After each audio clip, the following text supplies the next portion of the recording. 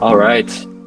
Welcome everyone to the seventh episode, I think, of the podcast that has yet to be named. We're here with Dr. Taylor Clark. He is a father, a dentist, and an author. He's very successful. He's been in my ward for a long time now. I've had the pleasure of knowing him and seeing his example and even shadowing him. And we're welcome to him to have him on the podcast today. So if you want to say Thanks, hello. thanks, Tayton. Appreciate you having me on. It's a pleasure to speak with you today. I've known Tayton since he was a little boy, and I got to see him balling out on the basketball court with a bunch of young boys, and I was pretty sure he broke his nose one day, but he bounces back every time, just like that time and every other time I've known him. So it's a pleasure chatting with you today, Tayton. I appreciate it. Your nose looks Thank good. thank you. Thank you. Yeah, it's I think it's still pretty crooked, but better than it was, that's for sure. It sure is. Um thank you. Um yeah, so I guess I'll ask you about your family life, where you grew up, kind of your upbringing and yeah, like where are you from originally? Well, I grew up in a town called Centerville, Utah, right next to Bountiful. And I grew up with six brothers and one sister. I'm the second of eight. And I come from a family of athletes. They're all athletes. They're all real good. They all played collegiate. Some played pro football. And I was just a little bit better than average at sports, just barely better than average, just good enough to not really make many teams, but I was good at watching them excel at sports. And we all had one thing in common growing up. We worked at the family produce business, and we would get up at 2 o'clock in the morning. We'd go into the warehouse. We would bag apples. We'd start out bagging apples and oranges and whatever else we could bag, and we'd pick up cigarette butts and garbage from the parking lot around the Salt Lake City warehouse. And when we were old enough, we'd load trucks and deliver produce to the supermarkets around town there. And it was a lot of hard work. They were some long days, often longer than 12 hours. So Wow. we learned how to work. All of us, we just really learned the value of good hard work. And I'm glad we did, because the work ethic is probably one of the best assets I think anybody could have. So true. Thank you for sharing that. That sounds like hard work. Waking up at 2 in the morning. Yeah, That's we'd get up crazy. at 2 in the morning. Sometimes we'd start at 1:30. Fridays was 1:30 a.m. start, and Wednesdays we'd get to sleep in a little bit. Wednesdays and Fridays were usually a 3 a.m. start. But during the summertime, we'd sometimes go till 3, 4, sometimes 5 o'clock in the afternoon. So it was a busy time. And I remember getting home from work about 2 or 3 o'clock in the afternoon, and I'd have friends come knocking at the door, my bedroom door that was closed, because I'm in there taking a nap, and they just couldn't understand why I didn't want to go play. And it's because I was dead tired, dog tired. Yeah. No, I don't blame you. That's intense. But I'm Yep, it sure you was learned a intense. lot. I learned a ton, and it served me well, and it served my siblings very well for our lives so far. And when you're in business for yourself, or when you're an employee for a successful business, whether you're a business owner or whether you're an employee, you're signing your own paycheck. You are the CEO of you. And one thing that a good mentor of mine taught me one day, his name's Lee Brinkerhoff. He was the former chief operating officer of the J.R. Simplot Corporation for many years. And one of the things he taught me is he'd say, you know what? Hard work is a better horse to ride than genius. So true. That is true. That makes me think of a movie called Thunder. I think it's Thunderstruck with Kevin Durant, where it's like hard work beats talent when talent doesn't work hard. So that's so true. There's Yeah. no shortcut to success, but only through hard work. So that's very true. I want to Yeah. ask you a little bit about oh, go ahead. Yeah, I was just going to say, Ezra Taft Benson also said, work. There is no substitute. Work, work, work. Learn how to work and don't be afraid of it. True. I definitely felt that on my mission for sure. I'm sure Jamin's feeling that too. Yep. Yeah, that's awesome. Anyway, I wanted to ask you more about your practice, kind of how you got that started and what you kind of obstacles you faced when you were starting that out, and kind of advice you would give to small business owners that are trying to grow something or trying to create or be an entrepreneur. That's Okay. okay. Yeah. Be happy to. I graduated. I'm a general dentist. I graduated from dental school back in 2002. I just dated myself 24 years ago. And I came out and I decided to start a practice from scratch. And I learned really, really quickly that just because I put my name on the window and I'd spent 8 years to get a piece of paper that said Taylor Clark DDS on it, didn't mean people were going to beat a path down to come in and see me and have me fix their teeth. I learned that I had to learn how to market. I had to figure out how to get my name out there, because you can be the best dentist in the world. You can graduate number one in your class.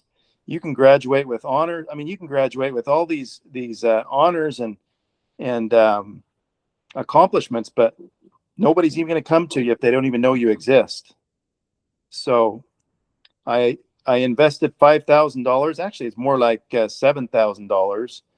Flew down to Phoenix, went to a multi-day boot camp, learning how to start a dental practice, learning how to write a business plan, and got a mentor to help me go through the process and help me figure out the things that I didn't know. And it was a lot of hard work, a lot of study, and just a lot of pounding it. And I remember leaving for work when it was dark in the morning, and I remember getting home when it was dark at night, and just long days, just out there trying to get my name out there and shake hands with business owners and other dental offices and letting them know I'm available to take care of their emergencies if they were too busy, and going to Chamber of Commerce events with the Boise Chamber of Commerce and the Meridian and the Eagle Chamber of Commerce, and shaking hands with other business owners, and just hustling, getting flyers out, putting flyers out on cars, whatever I could do to get my name out. I had to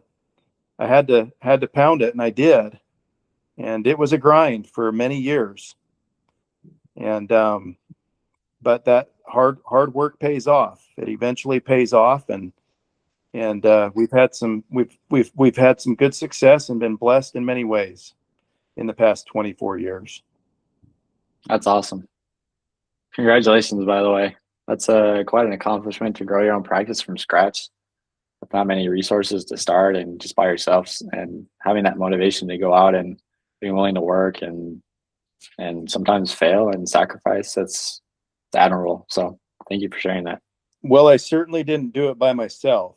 If it was just me by myself, I would have failed miserably. I had to get some really smart people surrounding me and helping me accomplish things, and doing things that they could do better than I could do. And Richard Kiyosaki says, if you have a mastermind group, or if you have a group of advisors in your business and you're the smartest one in that group, you're in trouble. You want to get people that are more talented and smarter than you in areas where you're weak, so they can make you strong in those areas that you're weak. And that's what I've always tried to do, is surround myself with the best people. That's amazing. I think that's so true. I think other people's talents and skills can be a huge benefit to us and a resource if we know how to like leverage them as well. So that's very interesting that you mentioned that. Who are some of those people that really contributed to your early success and even your later success as a dentist and husband and father, you would say? Well, number one is my wife. No question. She's believed in me since day one. I started this journey as a business owner of a dental office 24 years ago, but the journey to be able to do that began 8 years before that, because I had to do 4 years of undergrad at BYU and then 4 years um, of dental school at Creighton. And I've just had many, many days where it just feels like nobody in the world believes in me, but I know that lady back home with our kids believes in me. And just knowing that she believes in me and that she knows that I've got what it takes, that gave me the fuel to keep going when it felt like nobody else did. And that's been the most important support for me, hands down. In addition to her, um, my great dental assistants and office manager that I hired and delegated things to and trained them the best that I could with the things that I knew how, and got them the best mentoring and training with our different vendors and software, this our practice management software, IT people, and just I have a good team. I've got a great team that really does make my job easier, makes my life more enjoyable, and it's fun when you go to work and you just they tell you where to go and what to do, and you just kind of you end up they're you end up not being the boss. They're the boss. You go to work and they tell you what to do.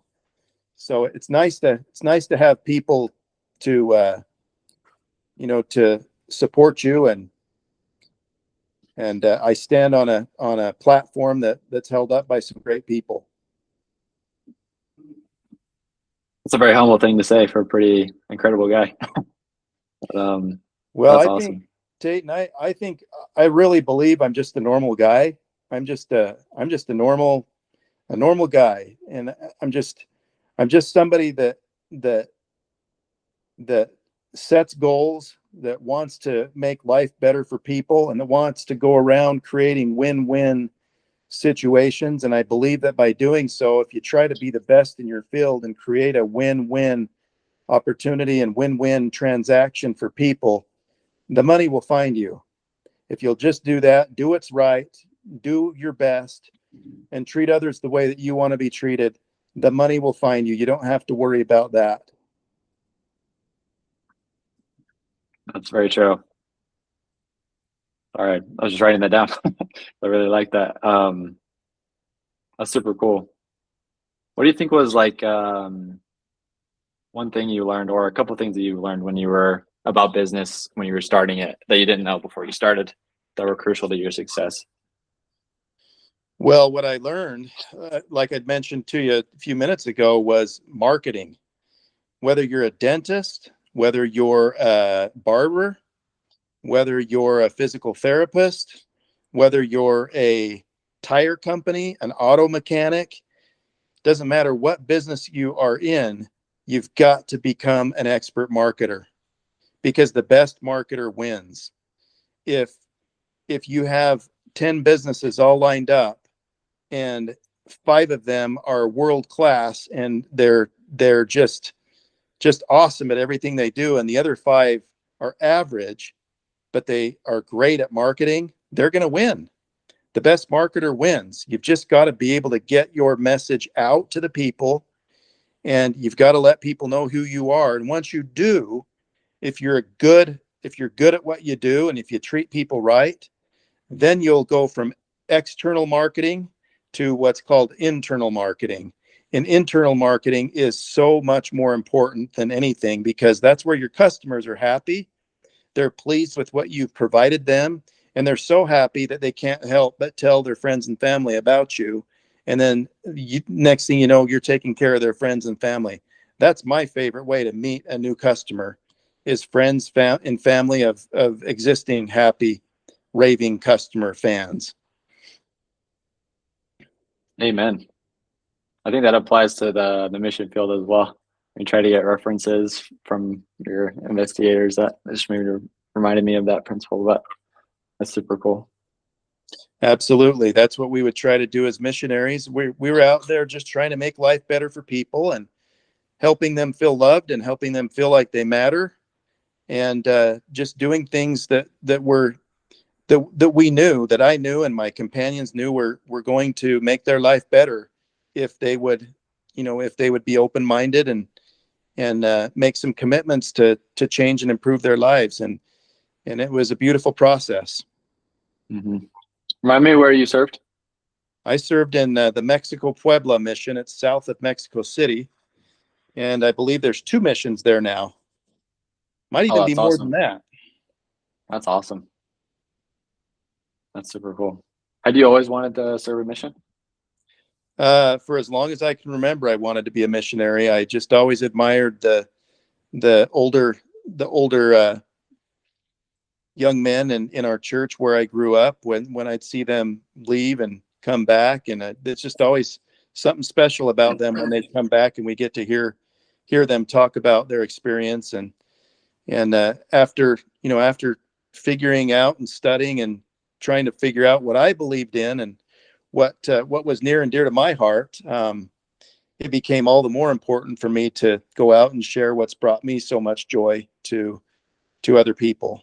And I loved it then, and it was a great best 2 years of my life up to that point. And there isn't a day that goes by, Tayton, that I don't think of or benefit from my 2-year missionary experience. That's amazing. I think that's so true. It's like a gold mine, the mission. There's so many things that you can learn and experiences and people you meet and lessons you learn that carry you through the rest of your life. So that's so true. It's a beautiful thing. What were some of those things that you feel like helped you from your mission be successful as a dad and mentor and like dentist later on in your life? Well, I learned that there's a lot of people in this world, a lot of people. And the people down in Mexico that I was able to get to know are some of the most humble, beautiful people in this world. I love the people down there. But I learned that everybody's life has a story, and everybody is just trying to figure this thing called life out. We're all trying to figure out where we came from, why we're here, where are we going. And I just learned that my salvation and my happiness is not complete without the salvation and happiness of other people. That was the dominating thought when I was sitting on that airplane coming home. My mission and my purpose in life is not complete without the happiness and success and joy of other people. And for 2 years, I worked hard on helping other people improve their lives and gain an understanding of how to one day return and live with our heavenly family, our heavenly Father, and with Jesus Christ. And it was special time, and would love to be able to go again someday with my wife. That would be awesome. That's the dream. That's the goal. That's sweet. Thank you for sharing. Yeah. I think we'll wrap it up if that's okay. I think we talked about everything that needed to be talked about. So thank you again for coming on and for sharing all your insights and your story, your experiences with other people. I think there will be a lot of listeners that will really be glad and to hear what you had to say. And yeah, thank you everyone for who's been on the podcast. Is there anything else you would like to say before we end, Dr. Clark? Well, boy, is there anything else that I'd like to say? Yeah, I guess I would just say, I interviewed Coach Lou Holtz, ESPN Sports Center, former national championship coach of the Notre Dame Fighting Irish, and he has recently passed away. But earlier on in the podcast, I shared his 3 rules of life. My dad also is a business owner. He was a business owner of a wholesale produce company, and he went to a business convention one day when I was a high school kid, and he went and listened. One of the speakers he listened to at this event was the legendary Coach Lou Holtz. And he came home and he told me about what Lou Holtz said. And he gave me his business card, A&Z Produce, J.D. Clark. And on the back side, it had 1, 2, and 3 rules of life. And Coach Holtz taught my dad at this time. He says, I've taught all of my teams, the national championship team and all of my other Notre Dame Fighting Irish teams. I try to drill into the players' minds that if you'll just do these if you'll obey and keep these 3 rules of life, that I've never known anybody that life didn't work out well for them, that kept these 3 rules of life. And number 1 is do your best. Number 2, do what's right. And number 3, treat others the way you'd like to be treated. Do those 3 things and life will work out well for you. And I would say that, and work hard. Get out there, work hard, do your best. Amen. Thank you for sharing. That's awesome. 3 rules for life. I will remember that. Thank you so much. Thank you, Tate, and good luck to you. And you just keep going for it. Do the best you can, and you'll figure it out one step at a time. And appreciate your efforts to help other people do the same. Of course. Thanks to you for being willing to come on again. And it was a pleasure to get to know you more and talk with you and learn from you. And so I appreciate it a lot. And thank you to everyone that's listened. Sorry, do you want to say something? I just say, tell your family hello for me. Yeah, I love your family. You got a great family, every one of them. Thank you. I will let them know. That's awesome. Hey, well, sweet. Thank you for everyone for listening and joining and taking time out of your day to listen to us speak. We'll see you in the next one. See you later.